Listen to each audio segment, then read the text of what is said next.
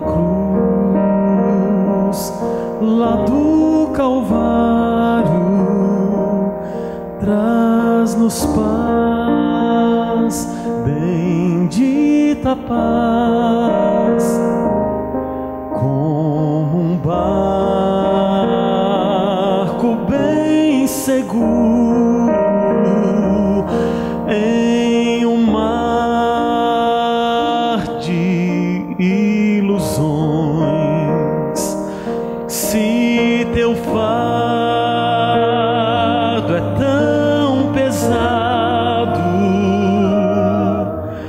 e difícil é viver, descansa em meio às sombras, contempla Cristo sim e seu amor.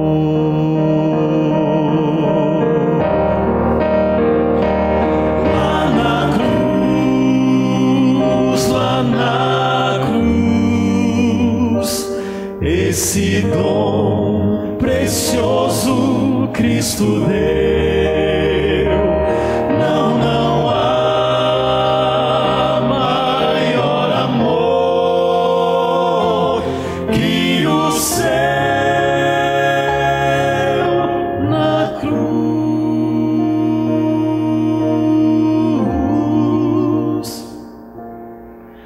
Esse amor transforma a vida, cura o mal pecador, enche a vida de alegria, faz brilhar o interior. Vou cantar a linda história de alguém que morreu para salvar,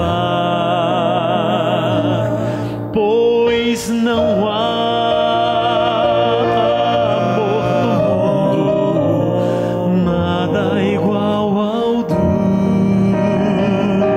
Senhor Jesus.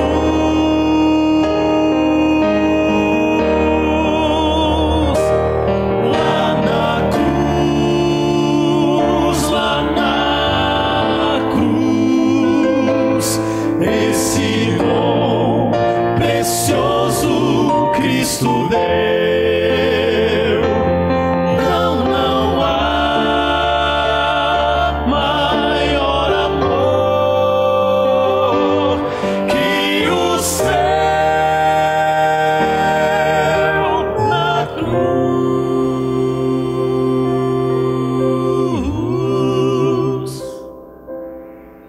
Tal amor jamais vacila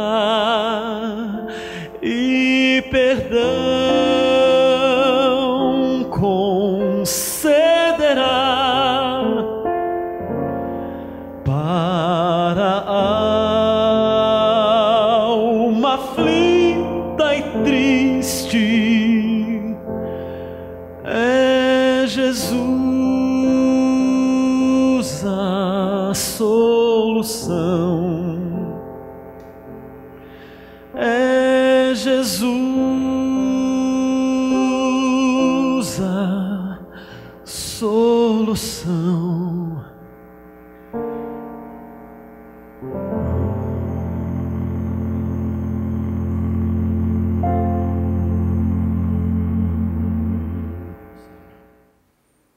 Ó Deus amado, muito obrigado, Senhor, porque o Senhor nos trouxe aqui essa noite. Seu Espírito está aqui, nós podemos senti-lo, vê-lo com os olhos da fé. Ó Senhor, toma-nos nas suas mãos essa noite. Trazemos aqui um coração impuro, alma angustiada. Trazemos aqui diante do Senhor orgulho, trazemos preconceito, trazemos, Senhor, relacionamentos quase se desfazendo, trazemos aqui diante do Senhor a autossuficiência de achar que podemos viver sem o Senhor. Nesse momento, Senhor, enquanto estamos aqui, em que o Senhor está falando conosco, que nada nos impeça de ouvir a sua voz.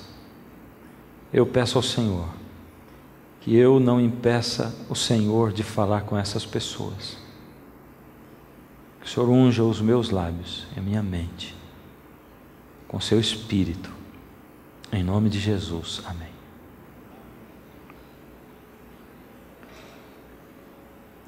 Boa noite para vocês. Que bom que você veio hoje. Você veio ao melhor lugar do mundo. Esse é o melhor lugar do mundo, porque aqui é a casa de Deus, e é impossível a gente ir à casa de Deus sem ter um encontro com o dono dessa casa. Eu tenho certeza que você já está tendo um encontro com Deus aqui, não está? Deus fala através da sua palavra. Ela é poderosa, viva, eficaz. Existe um poder nela incomparável. Por isso que nenhum livro tem o poder de, ao você ser exposto a ele, mudar a sua vida. E a Bíblia diz dela mesma que nenhum ser humano exposto ao poder da palavra continua a mesma pessoa. Nenhum ser humano. E você hoje veio aqui para ser exposto ao poder dessa palavra, não interessa o lugar onde você está sentado. Essa é só a segunda noite dessa série de 15, segunda noite. Os temas vão numa sequência. E se você quer saber a respeito das profecias do fim, se você quer saber como se preparar para o que está acontecendo nesse mundo agora e o que vai acontecer daqui a pouco, se você gostaria de saber onde está Deus na hora que você sofre, se você tem interesse pela palavra de Deus e gostaria que esse efeito da palavra se prolongasse na sua vida, é só planejar para estar aqui. E a palavra do Senhor vai fazer isso em você. Que o Senhor possa abençoar você nessa noite e que Ele possa tomar você nas mãos dEle. Quero convidar você para abrir a palavra de Deus. Você que está aqui essa noite, você que está em casa assistindo ao nosso programa, eu quero convidar você para abrir a palavra de Deus em Números, o livro de Números, no capítulo 11. E nós vamos ler a partir do verso 4. Números 11, a partir do verso 4. O livro de Números está bem no comecinho da Bíblia, da palavra de Deus. Você vai encontrar facilmente. E o povo, o populacho, os estrangeiros que estavam viajando no meio do povo de Israel, veio a ter grande desejo das comidas dos egípcios, pelo que os filhos de Israel tornaram a chorar e também disseram: quem nos dará carne a comer? Lembramo-nos dos peixes que no Egito comíamos de graça, dos pepinos, dos melões, dos alhos silvestres, das cebolas e dos alhos. Agora, porém, seca-se a nossa alma e nenhuma coisa vemos, senão esse tal maná. Então Moisés, verso 10, ouviu chorar o povo por famílias, cada um à porta, à entrada da sua tenda. E a ira do Senhor grandemente se acendeu e pareceu mal aos olhos de Moisés. Aqui estava o povo de Israel viajando pelo meio do deserto. Eles tinham recém saído de lá do Egito, onde eles eram escravos. Estavam viajando com Moisés, era muita gente viajando, e de repente eles começaram a reclamar, reclamação generalizada. Mas antes da gente analisar profundamente cada detalhe desse texto, eu queria perguntar para você como esse povo foi parar lá no Egito. Por que eles se tornaram escravos? Eles não são o povo de Israel, o chamado, conhecido povo de Deus, escolhidos por Deus. Como o povo de Deus foi parar como escravos lá no Egito? Como o povo de Israel perdeu a sua identidade, foi ser escravo lá no Egito. E eu quero fazer uma conexão dessa história com a história de ontem. E ontem na nossa história o personagem central foi...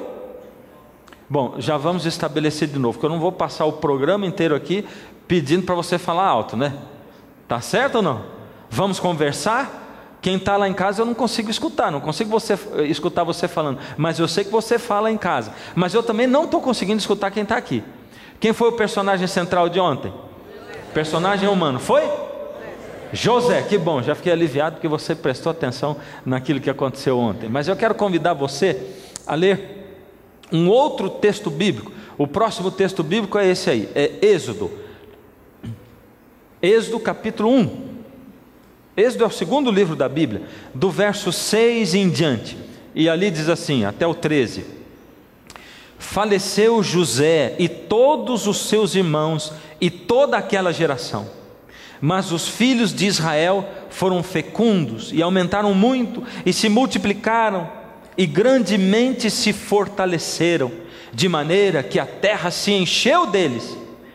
Entretanto, se levantou novo rei sobre o Egito, que não conhecera a José. Ele disse ao seu povo: eis que o povo dos filhos de Israel é mais numeroso e mais forte do que nós.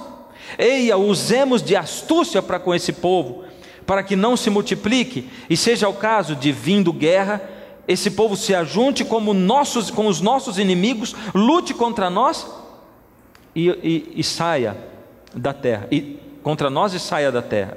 E os egípcios puseram sobre eles feitores de obras para os afligirem com suas cargas. E os israelitas edificaram a Faraó as cidades celeiros Pitom e Ramsés. Mas quanto mais os afligiam, tanto mais se multiplicavam e tanto mais se espalhavam, de maneira que se inquietavam por causa dos filhos de Israel. Então os egípcios com tirania faziam servir os filhos de Israel e lhes fizeram amargar a vida com dura servidão, em barro e em tijolos e com todo o trabalho do campo, com todo o serviço em que na tirania o serviam. Essa foi a vida do povo de Israel. José se tornou o governador do Egito, como a gente terminou ontem contando a história de José. José foi um homem usado por Deus para ser o governador do Egito. E aquele homem conseguiu fazer proezas em nome de Deus, porque Deus inspirava José, porque José aprendeu, ele foi treinado para ser líder do seu povo, e ele foi treinado através de uma lição, que é a lição que todos nós aprendemos, talvez a única lição através da qual nós aprendemos. E eu quero guardar surpresa, não quero falar dela agora, e nem definir para você qual é o melhor método de nós aprendermos as grandes coisas e as grandes lições dessa vida. Mas foi nessa escola, nessas lições, que José foi treinado. Acontece que o povo de Deus se espalhou na terra do Egito e cresceu demais. A população cresceu tanto, ao ponto de Faraó falar: eles são mais numerosos do que nós. Daqui a pouco vai haver guerra, vai alguma nação se voltar contra o Egito, eles vão se juntar aos nossos inimigos e vão acabar nos destruindo. Mas Faraó disse isso porque ele não conheceu a José, não conheceu ao Deus de José, e ele não conheceu ao povo de Israel e ao Deus a quem eles seguiam. Na verdade, Faraó não conheceu também porque ele não quis conhecer, porque Deus tinha dado uma oportunidade para o povo do Egito de conviver com o povo de Deus, de ouvir a mensagem de Deus. Na verdade, ele também não conheceu, não somente porque Faraó não quis conhecer, mas também porque o povo de Deus foi perdendo aquele amor, aquela chama. O povo de Deus foi perdendo aquele ardor, aquele calor de estar com Deus, de estar sob o cuidado de Deus e viver sob a liderança de um Deus que a gente não vê, mas que é um Deus real e que interage conosco o tempo todo da história desse mundo. Deus não deixa de agir um segundo sequer na sua vida e na minha. O problema é que muitos de nós sofremos de cegueira espiritual e de surdez espiritual, e muitas vezes olhamos para o céu e clamamos para Deus, dizemos: cadê o Senhor que não ouve aquilo que eu estou pedindo? Será que o Senhor não está ouvindo o meu clamor? Cadê o Senhor que eu não consigo enxergar na minha vida? Então, aquele povo foi escravizado. Coisa terrível ser escravo. E aqui você leu o relato, você viu como é que eles eram escravizados, ou seja, quanto mais judiavam deles, quanto mais os maltratavam, mais eles se multiplicavam. Aquele era um povo forte. Trabalhar como escravo, no vigor físico, trabalhando nos campos, como diz ali, fazendo tijolos, construindo celeiros para os egípcios das cidades de Pitom e Ramsés.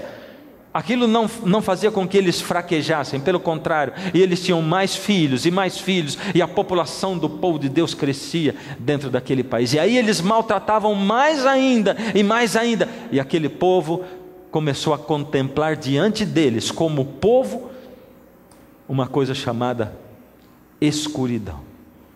Mas eu tenho uma pergunta para fazer para você. Por que Deus permitiu que esse povo fosse para o Egito para se tornar escravo? Por quê? E a gente sabe que existe uma resposta ali na palavra de Deus, não é? Quando a gente vai ali para um texto, esse texto é Gênesis 4:7. Acontece que os irmãos de José, que venderam José, passaram dificuldades lá na terra deles, porque o mundo inteiro entrou em fome, e José, que era governador no Egito naquela época, ele preparou o Egito para não passar fome. Aliás, foi tanta comida que ele ajuntou, e tantos celeiros que eles construíram, que o mundo inteiro veio comprar comida, inclusive os irmãos de José. E você sabe que quando os irmãos de José vieram para falar com ele, ou para o Egito para comprar alimento, eles não sabiam que José era o governador do Egito, eles achavam que José tinha sumido do mapa e tinha morrido. Por isso, quando eles chegaram lá, José os encontrou e os reconheceu, e José podia ter acabado com a raça deles, mas José escolheu perdoá-los, e José perdoou. E no momento do perdão, ele disse exatamente o que está escrito aí. Ele diz assim: Deus me enviou adiante de vós para conservar o quê? Vossa sucessão na terra, e para vos preservar a vida por um grande livramento. Por que Deus permitiu que o povo fosse lá para o Egito? O que aconteceu logo em seguida a isso foi o seguinte: José chamou o pai dele e chamou os irmãos, e eles foram todos para lá, e começaram a morar no Egito, e começaram a ficar lá, e o povo cresceu lá. E Moisés diz assim: não fiquem preocupados com o que vocês fizeram comigo, sabe por quê? Na verdade vocês me venderam, e eu vim aqui como escravo para preservar a nossa linhagem. Por quê? Para que ele pudesse ser governador do Egito e ajuntar comida? Foi para isso? Deus podia ter dado a fartura lá em Canaã, não podia? E se Deus tivesse mandado a fartura em Canaã e José estivesse lá, ele seria o governador da terra de Canaã e todo mundo iria em Canaã? Então não foi exatamente por isso. Mas José disse: para preservar a nossa posteridade. A verdade está revelada aqui a partir desse verso, Gênesis 46, 3 e 4. Não temas descer ao Egito. Isso aqui é Deus falando com Abraão. Lá no passado Deus falou com Jacó, quando José mandou chamar o pai dele, Jacó, e Jacó ia para o Egito. Os irmãos chegaram e disseram: é José que está lá. Eles tiveram que contar para o pai o que eles tinham feito com o irmão, porque até ali não tinham contado que José estava vivo. Eles tiveram que passar ainda essa vergonha. Contaram para o pai, e aí o pai ficou em dúvida: e agora eu vou sair da minha terra para ir para o Egito, uma terra que eu não conheço? E Deus falou diretamente com Jacó e diz assim: não temas descer ao Egito, porque eu te farei ali uma grande nação, e descerei contigo ao Egito, e certamente te farei tornar a subir de lá. Deus falou diretamente para Jacó, diz assim: não tema ir, não tenha medo de ir para o Egito, porque você vai para lá e eu vou com você, e eu vou fazer você voltar de lá. Agora fica mais confuso ainda, não fica? Mais confuso. Por quê? Deus disse: vai para lá. E Deus não sabia que eles iam ficar escravos no Egito? Não sabiam que eles iam sofrer aquele tanto? Por que Deus mandou esse povo para o Egito? Você poderia dizer: ah, mas para José juntar comida. Mas nós já falamos, ele podia ter juntado da terra de Canaã, não é verdade? Então por que Deus permitiu? Continua, a Bíblia que tem que responder. Gênesis 15, 16. Deus tinha falado com Abraão: na 4ª geração tornarão para aqui, porque não se encheu ainda a medida da iniquidade dos amorreus. Sabe o que quer dizer isso aqui? Se Deus tivesse deixado o povo na terra de Canaã, e tivesse mandado chuva e fartura para lá, e tivesse dado sabedoria para José, não tivesse deixado José ser vendido como escravo para o Egito, e o povo ficasse lá na terra de Canaã, e a comida fosse juntada ali na terra de Canaã, eles não poderiam crescer como cresceram no Egito. Porque você viu ali nos textos atrás dizendo assim, que eles cresceram, e cresceram tanto que se tornaram mais numerosos do que os egípcios, tinha espaço, tinha terra. Agora Deus tinha dito aqui, nesse texto de Gênesis, ele falou assim, ele falou para Abraão: eu não vou poder deixar o meu povo crescer aqui na terra onde você mora, na terra de Canaã, porque ainda não se encheu a medida da iniquidade dos amorreus. Os amorreus eram o povo que não acreditava em Deus, um povo idólatra, e que morava na terra de Canaã. E Deus é tão justo, Deus é tão maravilhoso, que Ele olha e cuida até mesmo dos ateus. Deus não vai deixar você passar por essa vida sem dar para você todas as oportunidades possíveis. Deus não vai deixar você passar, você morrer, sem dar para você todas as oportunidades. Pode ser que você cuspa na cara de Deus, pode ser que você não creia em Deus, pode ser que você odeie Deus, odeie igreja. Deus vai falar no seu coração inúmeras vezes, como Ele está falando agora. Cada vez que você se expõe ao poder da palavra de Deus, Deus está falando. Essa é uma das vezes. Deus olha para você e diz: filho, presta atenção, porque eu estou dando chance a você de me ouvir. Eu estou falando para você, eu estou explicando para você, para o seu cérebro entender, para o seu coração sentir, para o seu corpo inteiro ser tomado pelo meu poder. É uma chance que eu estou dando. E Deus disse para Abraão: olha só, o povo vai ter que ser escravo lá numa terra estranha. Sabe por quê? Porque eu tenho que respeitar esse povo amorreu que mora aqui na terra de Canaã. Eles são ateus, eles não acreditam em Deus, eles são idólatras, eles acreditam em outros deuses. Então vamos fazer o seguinte: eu não posso deixar o meu povo crescer aqui, por isso eles vão ter que ser escravos em terra estranha. A segunda chance, já que eles não podiam expandir ali, era o seguinte: se misturar com aqueles amorreus, casar os filhos de Israel, se casarem com as filhas dos amorreus e misturar aquele povo todo.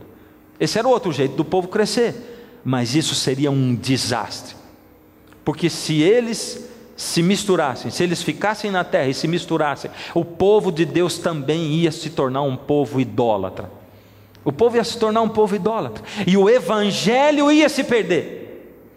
E se o evangelho se perdesse, porque só existe um jeito de se salvar. Qual é o jeito? Jesus disse: só existe um caminho, eu sou o caminho, a verdade e a vida.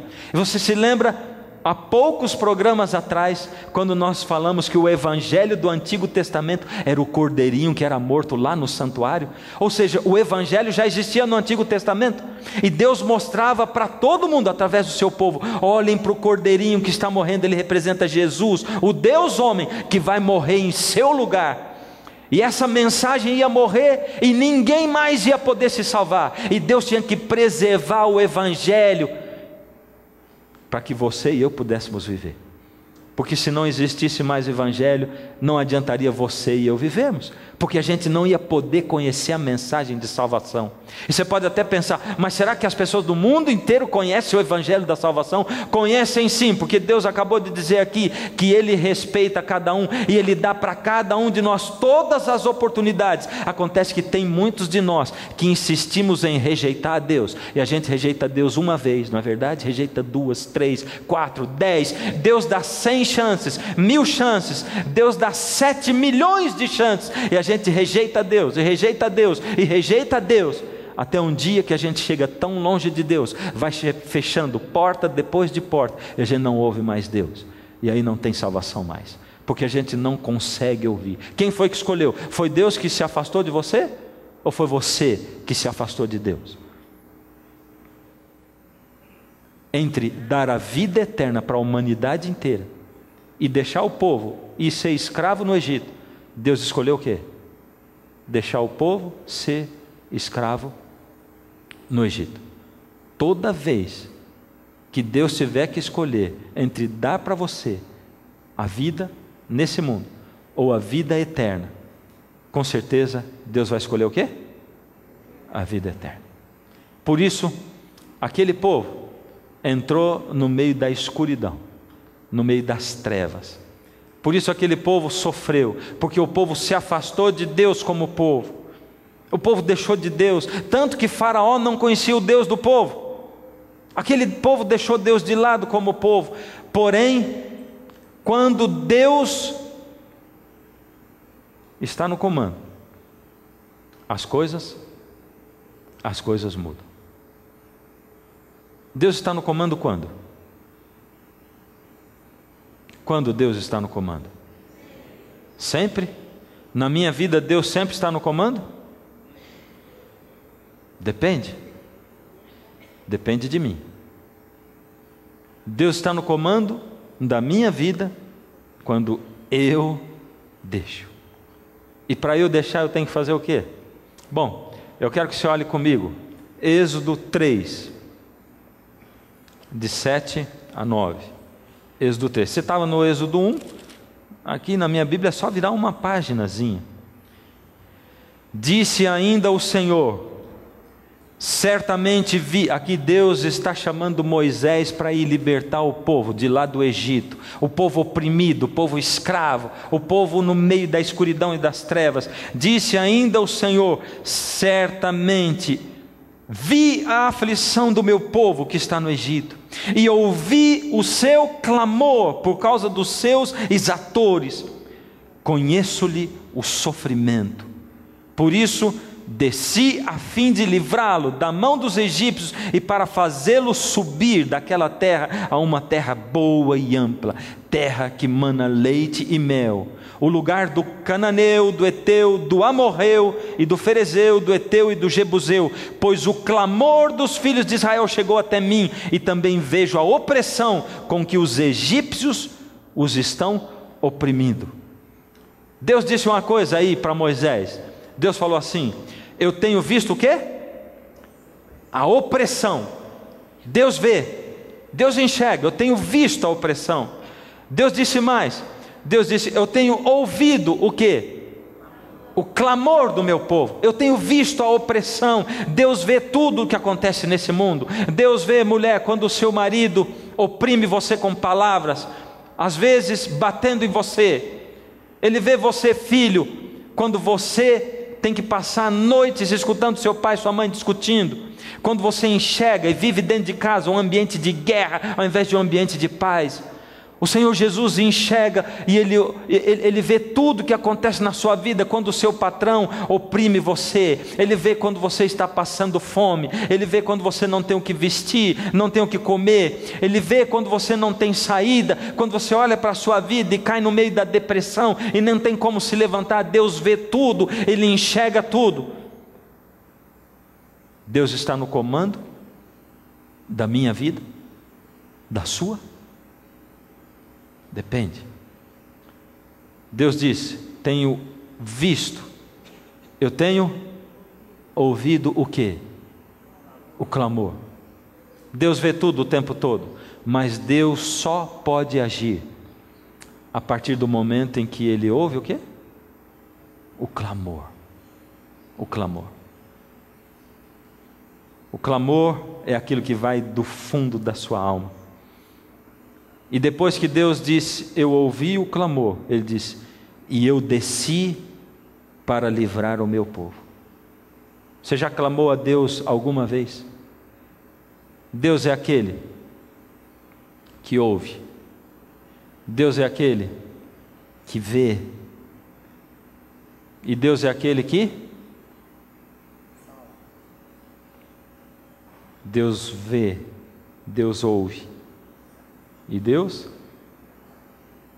Quando Deus diz assim na palavra de Deus: eu ouvi o clamor do meu povo. Na verdade, essa palavra clamor em hebraico está transcrita para o português assim: saak. E sabe o que é saak?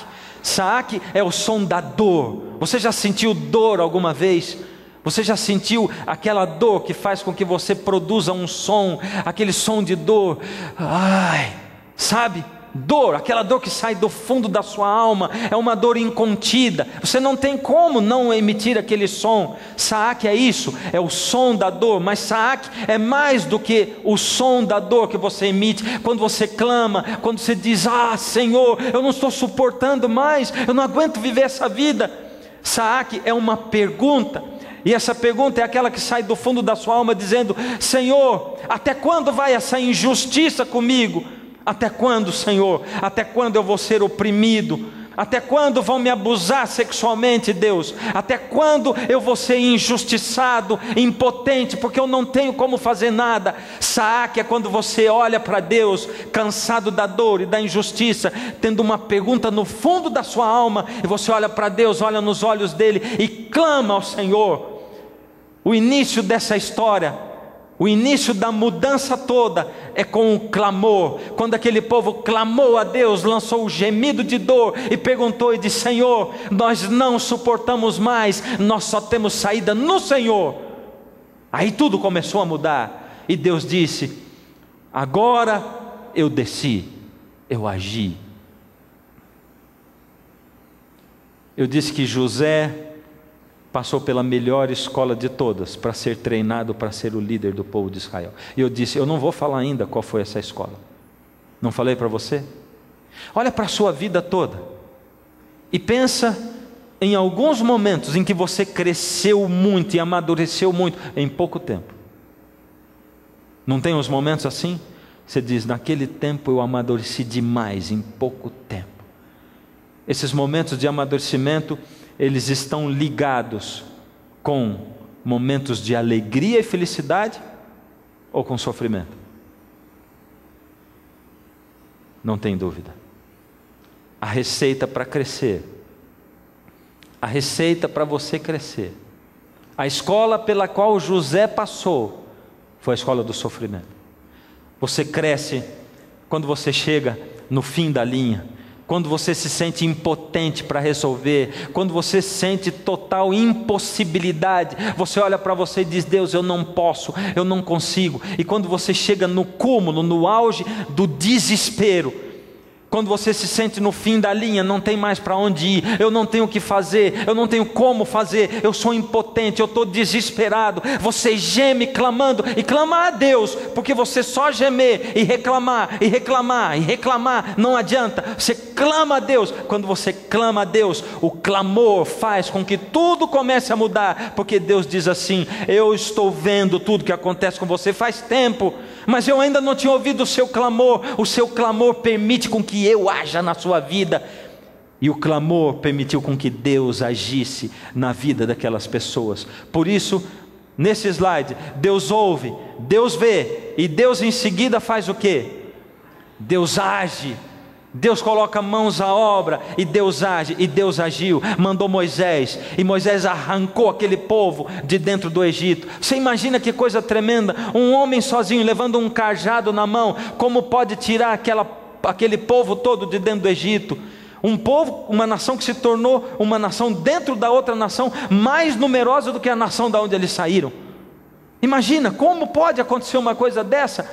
Para fazer isso, Deus usou milagres, mas não foi um milagre, por isso que está com letra diferente a cor ali, porque foram 1000 milagres, 1000 milagres, 1 milhão de milagres. Aquele povo viu as pragas caírem no Egito, aquele povo passou a seco no Mar Vermelho, aquele povo viu a água jorrando da rocha, aquele povo viu o pão que descia do céu a cada dia, o maná, aquele povo viu muitos milagres, aquele povo viu Deus falando com eles ali de cima do Monte Sinai, o cume do monte fumegando.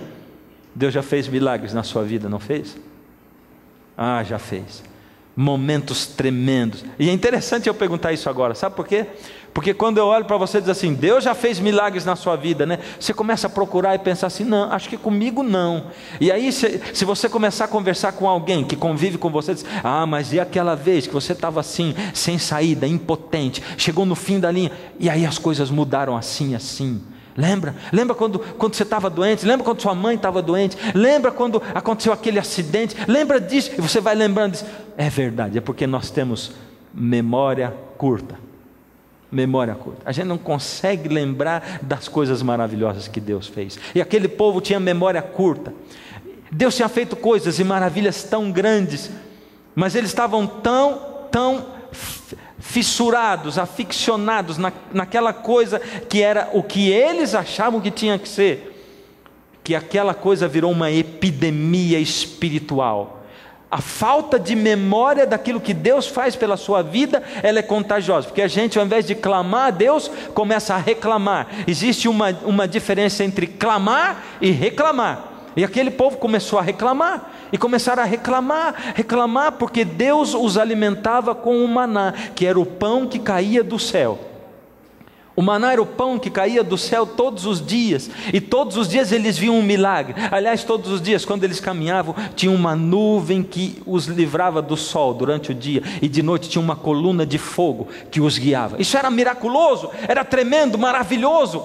Um milagre na vida daquele povo a cada dia. Todo dia, como a chuva, caía o pão, e eles iam lá e recolhiam o pão, e faziam pão, e amassavam, e comiam cru, comia assado, comia frito. Mas aquele povo começou a reclamar, porque eles estavam cansados do pão que Deus dava. Como é que Moisés orou para Deus?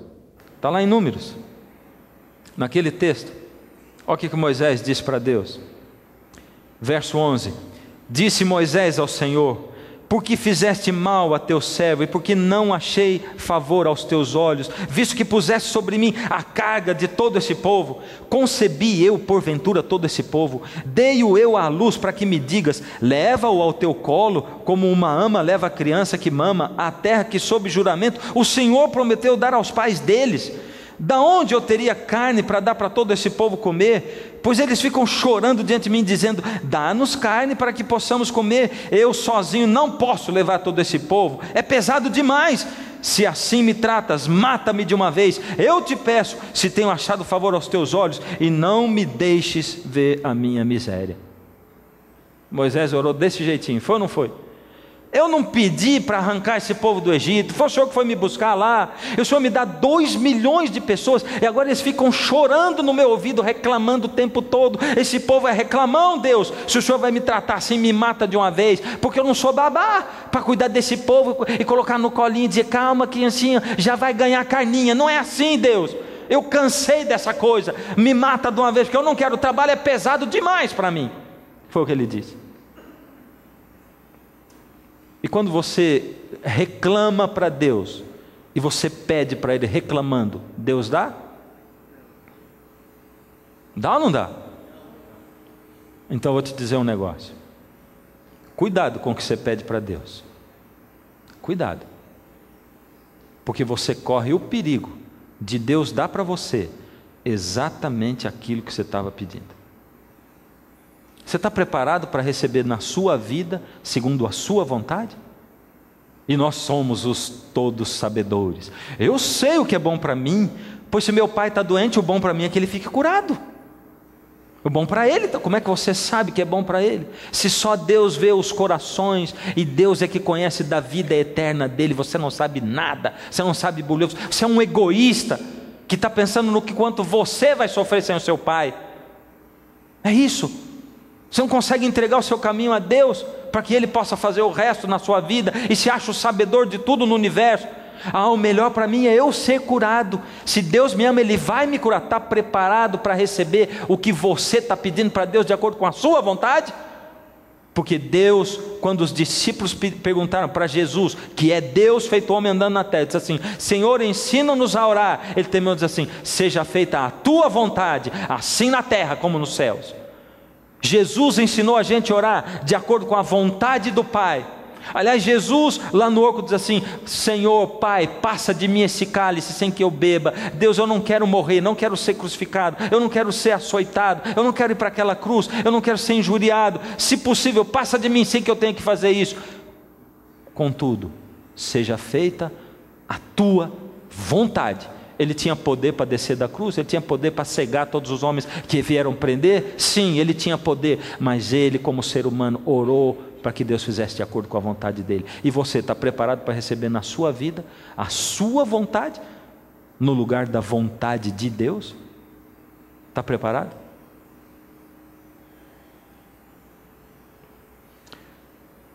Agora Deus tratou primeiro com Moisés. O que Deus fez?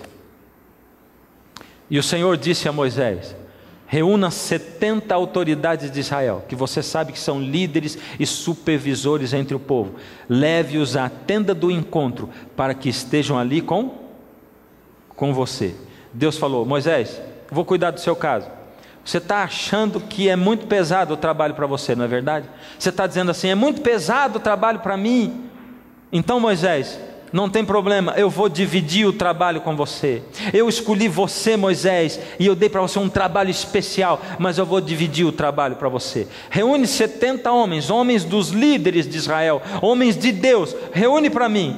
Eu descerei e falarei com você, e tirarei do Espírito que está sobre você, e o porei sobre eles. Eles o ajudarão na árdua responsabilidade de conduzir o povo, de modo que você não tenha que assumir tudo sozinho. Ué, você viu o que Deus disse ali? Não tem problema, Moisés, você está achando pesado demais o trabalho. Eu dei para você o trabalho, e quando eu dei o trabalho, eu dei junto o meu Espírito, porque você não faz o trabalho, é o Espírito que está em você, que ajuda você a fazer o trabalho. Ele dá para você condições, sabedoria, inteligência, disposição. Quando eu coloco alguma coisa na sua mão, filho, eu dou para você o meu Espírito. Mas não se engane, não fica esperando achar que com o poder do Espírito vai ser tudo fácil. Agora eu tenho o Espírito, vai ser tudo fácil para mim, porque eu mando e acontece, e eu faço milagres, e eu mando e Deus obedece. Não é assim. Eu não dou o Espírito sobrando para você não ficar orgulhoso, porque senão você vai achar que você é o poderoso, você vai querer a glória para você. O Espírito vem só na medida. Aí vem a dificuldade e eu dou o Espírito. Você passa raspando, você fala, meu Deus, eu não sei como eu consegui fazer isso. Deus diz, eu sei, você conseguiu por causa do meu Espírito que está em você. E quanto mais responsabilidade eu dou, mais do Espírito eu dou, e aí eu dou mais responsabilidade, dou mais do Espírito. Por isso, Moisés, você tem esse trabalho grande. Você leva 2 milhões de pessoas, eles são reclamões, eles não clamam, eles reclamam, eles se voltam contra Deus, mas eu dei um tanto do Espírito para você. Você está achando que o trabalho é pesado? Tudo bem, eu vou arrumar 70 homens, mas eu vou retirar do Espírito que eu dei para você, porque o Espírito não pode sobrar, e esse Espírito eu vou colocar naqueles homens. Deus tinha Espírito para dar para aqueles homens, mas Deus teve que arrancar de Moisés. Ou seja, Moisés, você vai ficar na mesma, filho, porque você vai continuar tendo uma parte do trabalho e vai continuar tendo menos Espírito. Dá para você entender que quando você olha para Deus e diz, Senhor, está demais, está pesado, eu não estou aguentando, não estou conseguindo dormir mais, não tenho mais tempo para nada, a minha coisa é só viver para Deus e a igreja e atender as pessoas, não sei o que lá. Filho, você está conseguindo? O meu Espírito está em você. Deus, eu tenho tantos filhos, eu trabalho tanto, eu sei que lá. Filho, está passando, está difícil, mas está passando, não está? O meu Espírito está. Se quiser que eu diminuo a carga, mas eu vou ter que arrancar uma parte também do meu Espírito. E foi exatamente o que Deus fez com eles. Agora Deus foi tratar o do povo. Deus disse para Moisés, diga ao povo, consagrem-se para amanhã, pois vocês vão comer carne. O Senhor os ouviu quando se queixaram a Ele, dizendo, se tivéssemos carne para comer. Deus está dizendo, eu ouvi, estávamos melhor no Egito, eu ouvi. Você está dizendo, você está vendo, Moisés, fala para eles que eu ouvi, quando eles disseram para mim que estava melhor no Egito. Fala que eu ouvi, porque eles não reclamaram nem para mim, eles reclamaram de mim. Então você tem que avisar para eles que eu ouvi, quando eles reclamaram de mim. E quando eles disseram para o irmão, quando eles disseram para o pastor, disseram, olha pastor, me desculpa, mas para mim Deus não existe. Porque imagina, olha, como eu ouvi uma mulher falar uma vez, pastor, me batizei na igreja errada, porque depois que eu batizei nessa igreja, a minha vida financeira começou a piorar. Eu estou na igreja errada. Que visãozinha do mundo e visão de Deus. Agora o Senhor lhes dará carne e vocês a comerão. Vocês não comerão a carne apenas um dia, ou 2, ou 5, ou 10, ou 20, mas um mês inteiro, até que lhes saia carne pelo nariz e vocês tenham nojo dela, porque rejeitaram o Senhor que está no meio de vocês e se queixaram a Ele dizendo, por que saímos do Egito? Vocês não pediram carne? Eu vou dar carne, não vai ser para um dia, para 2, nem para 5, vai ter 30 dias, eu vou dar carne até sair pelo seu nariz, e eu sei que vai sair pelo seu nariz, porque você não está preparado para receber de Deus o que você está pedindo para Deus, mas você quer, não é verdade? Então, eu vou dar para você aquilo que você está pedindo para mim. Aí Deus mandou a carne. Como é que Deus mandou a carne? Codornizes. Com Moisés, como é que Deus tinha tratado? como Deus tinha tratado? 70 homens para ajudá-lo. Não é verdade? Como é que aconteceu? Então Moisés saiu e contou ao povo que o Senhor havia dito, reuniu 70 autoridades dentre eles e as dispôs ao redor da tenda. O Senhor desceu numa nuvem e lhe falou, e tirou do Espírito que estava sobre Moisés e o pôs sobre os 70 homens. Quando o Espírito veio sobre eles, profetizaram, mas depois nunca mais tornaram a fazer. E as pessoas sabiam agora que aqueles 70 iam ajudar Moisés. Deus fez exatamente o que ele tinha falado. E com o povo, como é que foi? Deus mandou um bando de codornizes. Era tanta codorniz que a palavra de Deus diz que era 1 metro de altura de codorniz caída no chão, numa extensão de 30 quilômetros. E diz mais, que aqueles do povo de Israel que pegaram menos carne, pegaram 1 tonelada por cabeça, por pessoa, 1 tonelada, para guardar tudo naqueles freezerzinhos que eles tinham no deserto. Vai botar onde 1 tonelada de carne? Por isso Deus tinha dito, até sair pelo nariz, porque o povo exagerou, 1 tonelada de carne. E diz que eles espalharam pelo deserto, salgaram aquilo e aquilo ficou. E o resultado é que aquilo deu uma epidemia, mas uma epidemia, e morreu gente adoidado tremendamente. Porque o povo não estava preparado para receber aquilo que tinha pedido. Deus queria que eles fossem sem doença, mas eles queriam comer o que eles queriam. Não estavam preparados. Aquele povo reclamava do que Deus estava fazendo na vida deles, porque eles olhavam para o deserto. Andar no deserto não é fácil.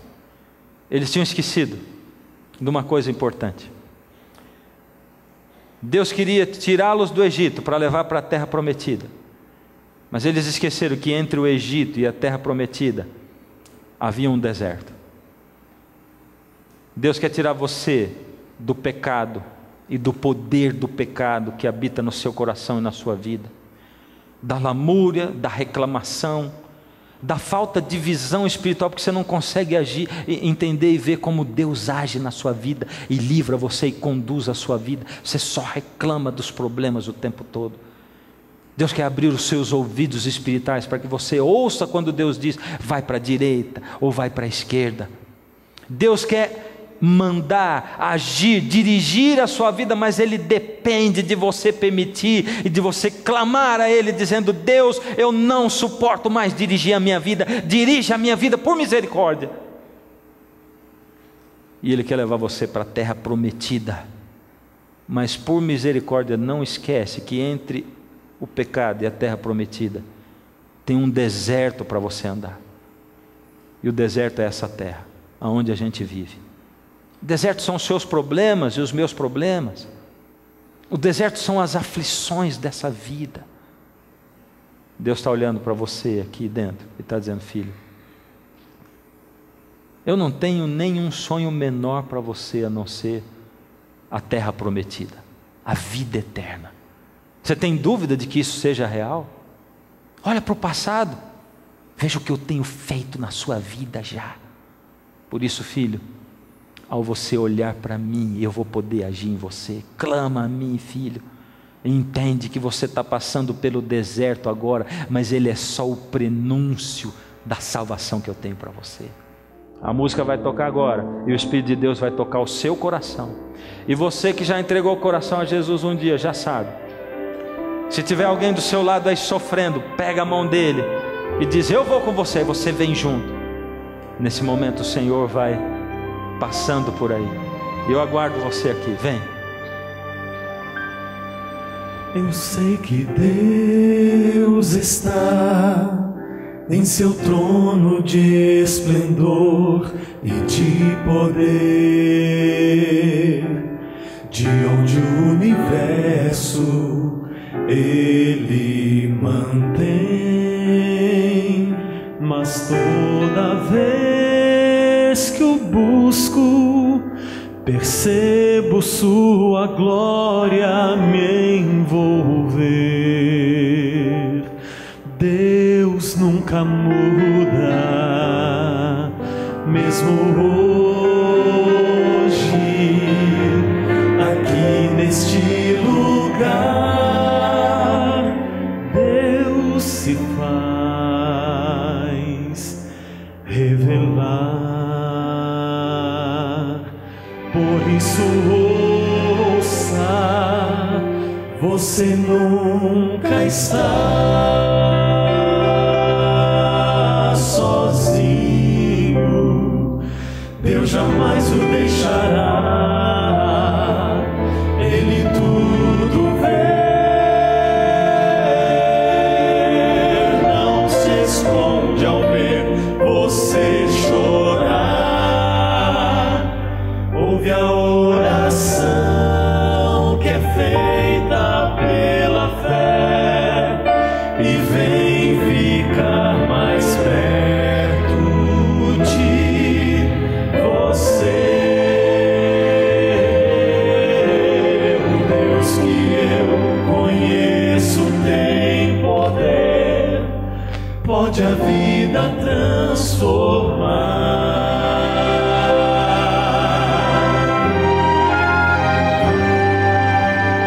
Agora escute bem, pra você que tudo tem, mas vive só, cercado pelo medo, com falta de amor. E para quem não tem saída, a quem a vida fez desanimar, Deus tem a solução bem agora. Deus ouve a oração, toda a sua angústia quer levar. Você nunca está sozinho, Deus jamais o deixará, Ele tudo vê.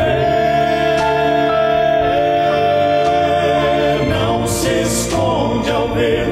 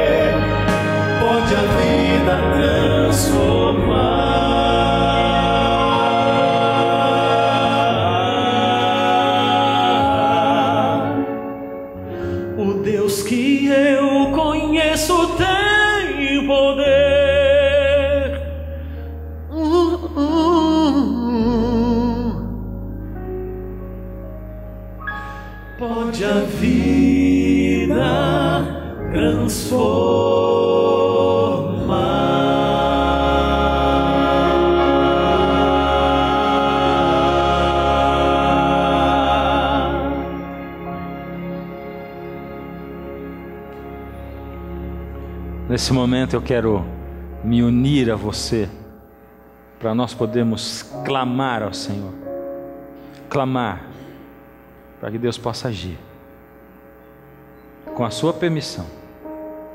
Fecha os olhos.